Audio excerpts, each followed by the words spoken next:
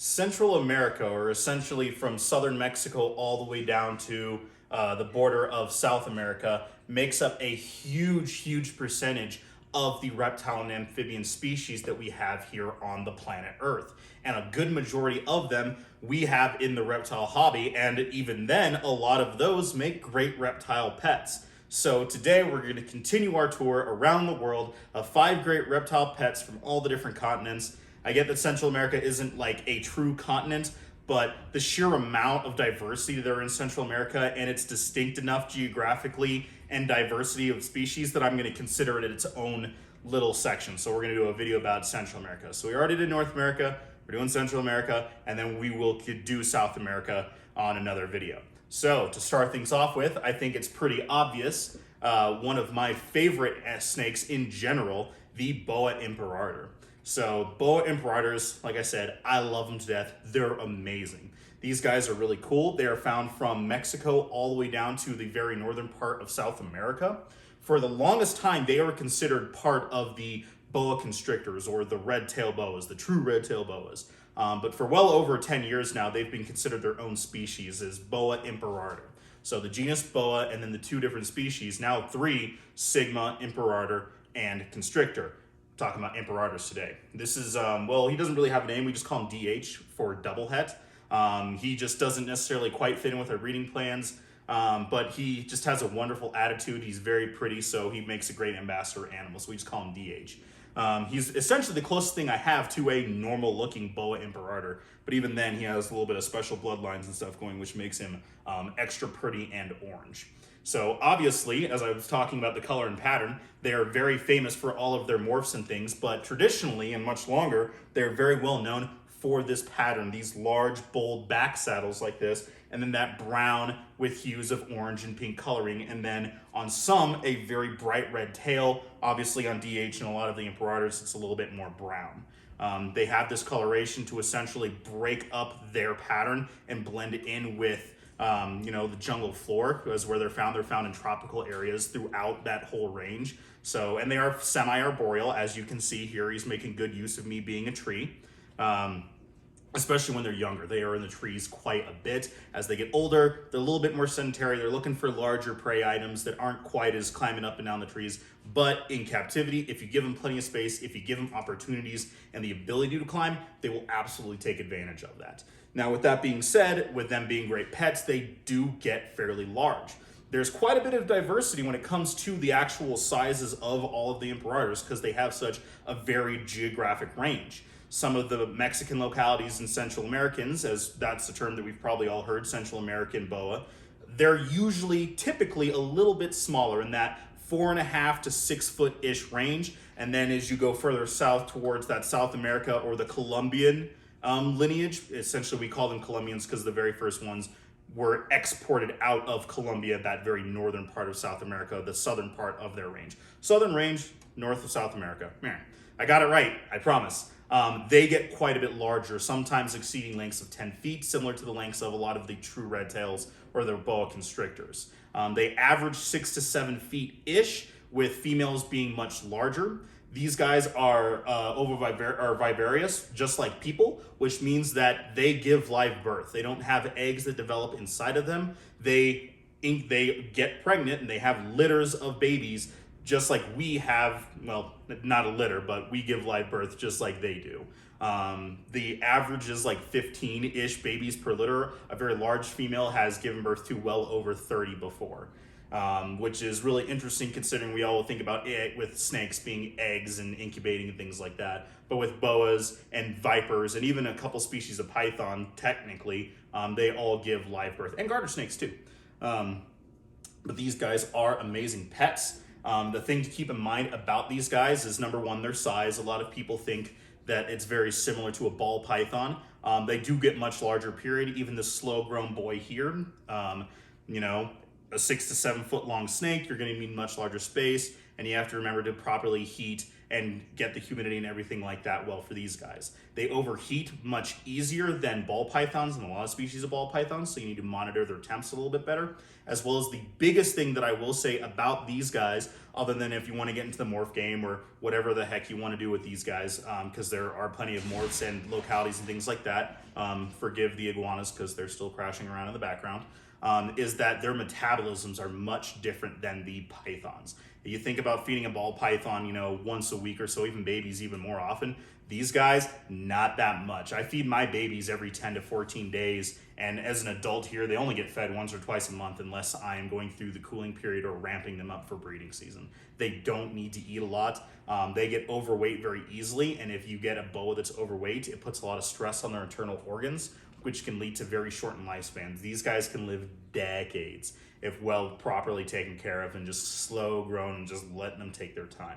They're wonderful pets. They can be very personal, and I have plenty and plenty of great anecdotal stories to talk about these guys in future videos, or, you know, like private online things that we can do. Hey, shameless plug, go check out the Patreon if you know, different multiple tiers about the Patreon, including private online things where we can talk in detail about animals or my own personal stories about these guys, including this guy has a really crazy story involving him getting out of a snake rack and some ducklings, and we'll just leave it at that. This next one is actually found on islands, not on mainland part of Central America, and that is the Cuban false chameleon. So obviously, Cuban, that's where they're found, although they have been found on a couple other islands in the Caribbean, like on Jamaica and the Cayman Islands and things. And there's a little bit of a debate whether or not they're actually truly endemic or they were introduced just a long time ago. But essentially they're found in a good part of Cuba, like across most of the entire island. These guys are really cool, and they're gaining a lot in they're really getting popular in the hobby right now. They're actually not a chameleon at all. They're actually a species of anole, which is a pretty common lizard that's been in the hobby for a long time. We're normally used to seeing like the little greens and browns. And then there's also the night anoles that are also getting very popular because there's a bunch of cool colors and stuff coming out with them. They don't get quite as large as the night anoles. They get about, you know, 6-ish inches, which is still a decent, good-sized lizard. Their pattern and coloration essentially is to blend in with tree bark. It's the kind of cool mottled gray to brown with that broken up pattern. I think they're really cool. You know, we have a couple of them. I think we have a pair. They're in the same habitat right now, and they're coexisting very well. As a whole, you really want to be careful when cohabitating lizards and things like that, but that's a whole other video. These guys are amazing climbers. So the way that they are built, when you look at their bodies, you know, they're built to kind of like hold on to trees and things like that. They have very long toes with really long, sharp claws. But in addition to that, they also have toe pads similar to a lot of geckos and other things, so they can actually stick onto glass as well as climb trees and rocks very, very well. Another really cool adaptation that they have is that huge dewlap, which looks very similar to a lot of the other anoles, and that's essentially used for you know, showing off display of threat displays to other males, as well as attracting females like that. They extend that dewlap out, and they do the little head bob that you see a lot of lizards and bearded dragons and other things do it too. I did forget to mention that another reason why they're called false chameleons is because these guys just kind of have like a little bit of adaptations of everything. They actually have the ability to move their eyes independently, just like true chameleons in the old world, like, you know, the veileds and panthers and things like that.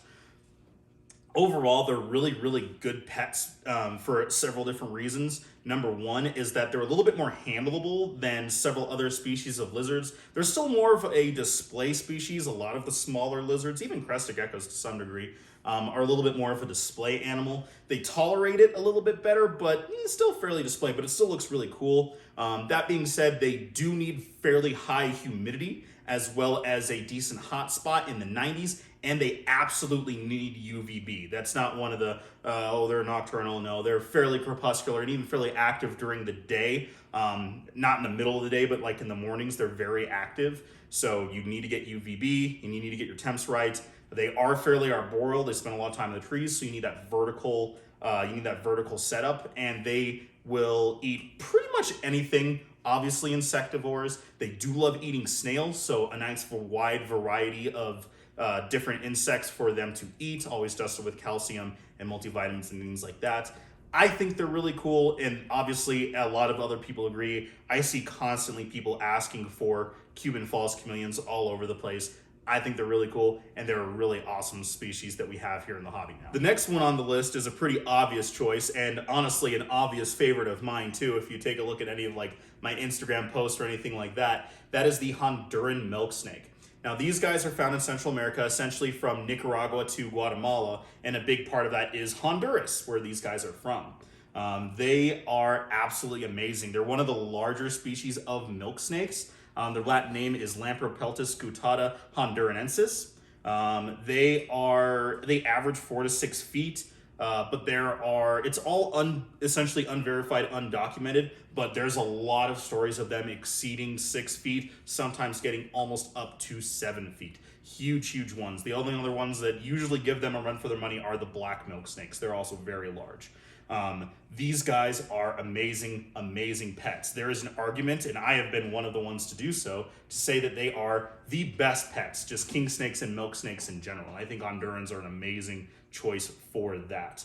Where they're normally found, again, they're always found in those areas. Their temps are fairly consistent in the 70 to 80 degree range. They don't really get too much higher or lower than that, like, mid 70s to mid 80s, and it gets, warmer or gets drier and wetter, and that's about it. So room temps, not huge basking spots, not worrying about crazy high humidity. It's really easy to take care of them.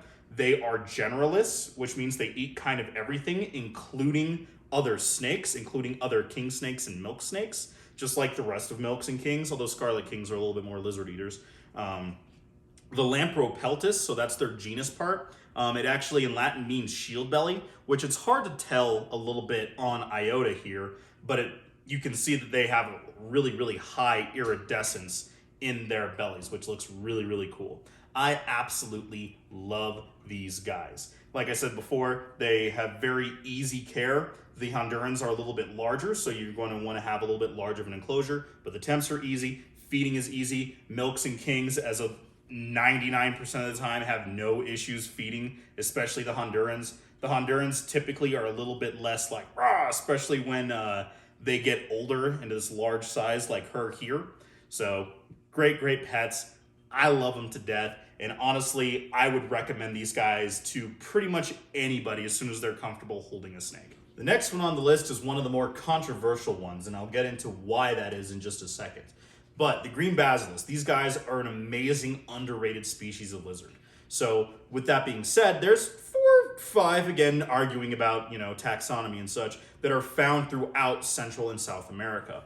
The greens are one of the larger species, where they get to a little over 3 feet long, with males being larger, and a lot of that is tail. Like about close to half their total length is tail, and there's a reason for that. They're known for that very large crest, specifically the males, because they're a little bit sexually dimorphic, which means that males and females look different. They're much more brighter, they're more presentable, they're really cool. They sometimes even have a little bit of speckling on there, which looks amazing in some of the different species, even in the greens too. They're so known for their crest, the bright green pattern, and they're also known by another name, which is the Jesus lizard, because they have a unique adaptation to what happens when they are fearful, when they feel threatened by a predator or anything like that. What's the first instinct most animals has?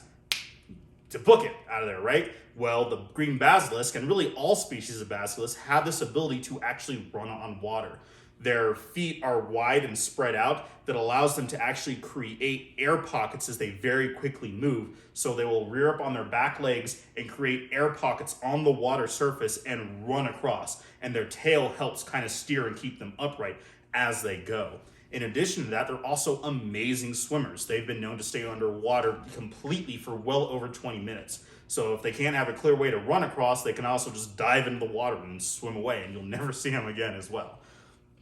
So with that known about them knowing being very skittish and running around, that's what makes them a little bit more controversial, is that they're a very skittish lizard. They're not really one that you're going to be handling like you would, like a lacerda or even a iguana or, any of the other like medium-sized lizards. They're very skittish. They're not very handleable, but they make an amazing display species. But with that being said, you need a much larger display for that. For them being very arboreal, they like to climb. You can find them in trees, but they also are very adept to hunting and being around water. So a large bioactive display with very large palms and artificial and live plants with huge branches for them to climb on, a nice little cool waterfall feature. I have seen some amazing basilisk display terrariums and vivariums. They look amazing. A really cool, underrated species of lizard that may not be the best pet if you are on, a little bit of a space crunch. If you only have like a bedroom, then that may not be the best choice for you. But if you have a little bit more room and you can invest a little bit to get that very large terrarium and get it to look like a little chunk out of like, the rainforest, it's a really cool lizard. And honestly, I wish it's one of the ones that I considered to have when I was thinking about a half dry, half water little terrarium setup. It was the basilisk, the Mertens monitor, the caiman lizard. The caiman lizard pretty quickly went out the door because their eating habits, and then the basilisk sat there and stuck around a little bit longer. But again, Mertens monitor, they will be mine one day. But again, just to recap, green basilisk, amazing, beautiful lizards. They do well in trios, but again, that's just a larger terrarium. The last one on the list is going to be the one that is, again, probably going to get me yelled at in the comments, is what happened again with the last couple ones. Although everyone was really cool about it, so thank you for that, and hopefully they'll continue. But this one is a little bit more controversial, and that is the Colombian Rainbow Boa. And I know what you're thinking. Hey, Colombia's not in Central America, Jay-Z. What you thinking? Well, hear me out. So when we think of rainbow boas, we're obviously thinking about the super bright rainbow snake. Well, there are quite a few different species of rainbow boas, the obvious most popular one being the Brazilian rainbow boa, but the Colombian rainbow boa isn't entirely its own species, and it is the furthest north ranging of all of the rainbow boas into a good portion of Central America. So that's why I decided to include that in this list versus a couple other species, a little bit of diversity, So rainbow boas, again, the rainbow snake, the reason why they have that crazy high iridescence is because they have special skin cells that react with light that creates the iridescent pattern. Rainbow boas being one of the most famous examples of that. Others include, the IMG boas, the Mexican burrowing pythons, and, the golden child reticulated pythons. They all have a whole lot of that.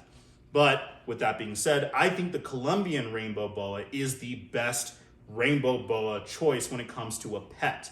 They're a little bit more tolerant to handling than a lot of the other ones. A lot of them, specifically the Argentinian and the Brazilian rainbow boas, as babies, they're a little bit more nippy. They're very reactive, very defensive. The Colombian rainbow boas seem to be a little bit more, a little bit more chill, a little bit more Netflix and chill than they do. As well as their actual husbandry requirements are also a little bit more forgiving and you have a little bit more of a learning curve on them than you do the Brazilian rainbow boas. You still there's specific requirements that are a little bit more in touch that you need to really dial in. And even for a more experienced keeper, unless you have known and have been dealing with those specific requirements, it can be a bit of a challenge. And I myself can attest to that. I have struggled a little bit with rainbow boa husbandry when I very first got into them. The Colombian rainbow boas are a little bit more forgiving. Honestly, they're kind of like the carpet python version of the rainbow boas. I think, again, they make a really good boa pet because they also don't get as large as the imperators and the constrictors. The imperators, constrictors, that's that 6-7 foot average, sometimes a lot more, sometimes a little bit less. The rainbow boas, they're in that 4-5 foot-ish range. They can get a little bit larger, like a really big female, but that's a little bit of an oddity and kind of rare. They're a good, nice, medium-sized, handleable boa, as well as if you like the morphs, there are a few morphs in the Colombian rainbow boas. There are a few in the Brazilians too, but the Colombians have been around a little bit longer. They're a little bit more moderate on the price range, and there's quite a few of them, including anery, a couple hypos, albinos, and even a leucistic, which is that pure white snake. It's not albino, it's the pure white snake. There are leucistics in other species like ball pythons and even Boa Imperators, like the Princess Diamond or Emperor ones. But a lot more expensive for those. We're talking thousands of dollars for those, super fire Emperor Diamond ones, whatever. Whereas the leucistic Colombian Rainbow Boa is a little bit more on the not having to take out a second mortgage price range. So with that being said, I think they're a really great, amazing species of snake. If you're looking for, you've done ball pythons and, corn snakes and things like that, and you wanted to get a boas, but you're not quite sure you want to get that really big imperator. You're not quite ready for that, but you want to get into like a little bit like the boa mentality and, how they operate a little bit better. I'd suggest the Colombian Rainbow Boa is, your next step into that. So hopefully you guys enjoyed this video. If you didn't like my choices or why I decided to go with different ones, please let me know down in the comments. Just be civil, be nice about it. If you guys have anything for future videos, please let me know down below. Again, I will be doing all of the world. I only have a few continent scenarios left, but I'm gonna do all those. I promise I will get to those. For people who've asked for a specific species, a lot of them I don't necessarily keep. So I'm working on either acquiring them myself or reaching out to people who I know that I could even go and visit and actually show you, because I think having the actual animal in front as I talk about them specifically in depth more than these little quick bites is a little bit better, just personally, I think. And again, if you can, please, please, please support USARK. You've heard me mention it before. I'm going to continue to mention it. These guys, they stand for the United States Association of Reptile Keepers. They are essentially our group that goes to bat legally for our ability to keep these animals. Right now, our long-term viable future for keeping many of these, and that doesn't include just reptiles, that could be fish, that can be birds, that can be exotic mammals like hamsters, gerbils, ferrets. It is all at risk right now on the federal level and in many states. And USARK has gone to bat for us before. They're doing it right now, and they could use our support. So if you can, the link is at the bottom of this video. It's the bottom of all of my videos. Go check them out, see what they're about. If you can, please support them. A lot of people like to say that think of it as your due as a reptile keeper, If you are involved in something, you pay a due for that to kind of help keep it going.